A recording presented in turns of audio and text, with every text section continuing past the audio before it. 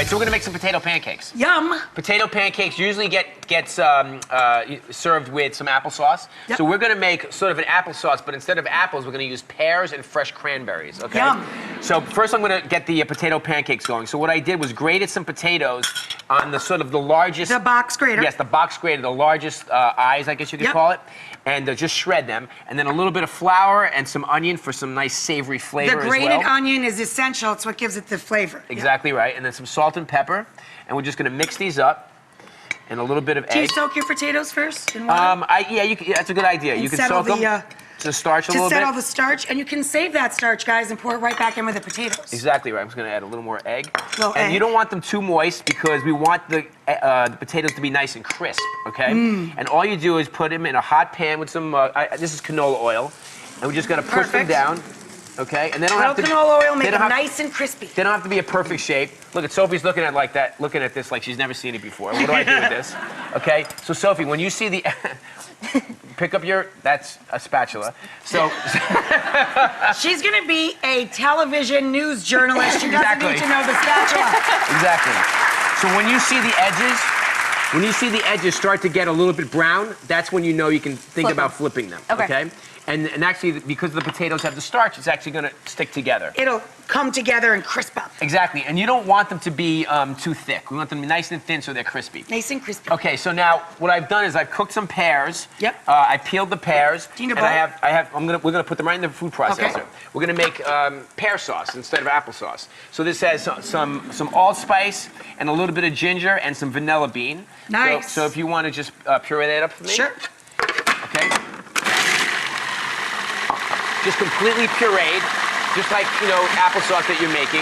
If you want to leave it chunky, that's up to you. But I'm going to actually use some fresh cranberries that I cooked with some brown sugar, some orange juice, and basically that's about it. Okay, so let's put this in a mixing bowl. Okay. Please. Are you watching the potato pancakes? Yeah. Okay. Great job. Got it. All right, so now what I'm going to do is, because I want to add some texture to this, so now the cranberries have just popped a little bit. So you cook them until they crack. Yes. In brown sugar and orange juice, you said? Brown sugar and orange juice. Great. Cranberries are always more tart than you think they're going to be because they're beautiful red color. They're not sweet. They're really tart, so they need some sugar. And we're just going to start to fold it in like this. Nice. Okay, and this is going to be our pear and cranberry sauce to go on top of our potato pancakes. Yum. All right, so we'll just let those cook. How elegant. We're getting Bobby Flay's recipe for beautiful latkes, for little crispy potato pancakes with his own homemade cranberry pear sauce. Sophie, his daughter, is putting a little seasoning into some creme fraiche. Yeah, beautiful. So it's creme fraiche and black pepper and a little bit of salt. Just put a little dollop right on top of the potato pancake. Beautiful. Exactly. And then you just take some of the pear and cranberry and just put that right on top of that. Beautiful. And then a little bit of mint. And there we go. Oh, gorgeous. Very holiday. Good job, Soph.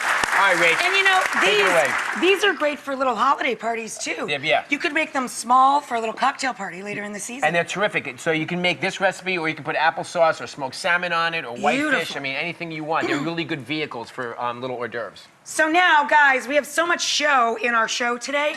I'm just going to roadmap what I have for you here, and then you can go online to get the full recipe. So several years ago, I took my family's apple, celery, and onion stuffing, and I put it into a buttered muffin tin, and we called them stuffin' muffins. And it was great if you had a big crowd, because everybody could just grab a stuffed muffin, and it was crispy all around. So I thought, why not, for Hanukkah, make Kugel Muffins? Nice. So, cute, right? Yeah, I love it. So these are little individual portions of Kugel, and I make them rum raisin flavor. So what you do is you warm your rum, spiced rum, with your raisins until they plump, and then you combine equal amounts of sour cream, softened cream cheese, and cottage cheese together. Load it up with your rum raisins, toasted pine nuts, a little bit of lemon zest, a little sugar, and you mix that all together with your egg noodles and a little egg to make everybody get along, and you put it into the muffin tins, mounded way up, and bake them until they're crispy all over. Yummy, right? Well, this is the best Kugel I've ever had. It's really good, right? Yeah, I've been invited to a lot of A lot of my friends have homes that have kugel, and this is amazing. Have you ever had kugel before? No, and it's great. It's amazing. Delicious. I love this. You really get the rum raisin. I love the raisins in it.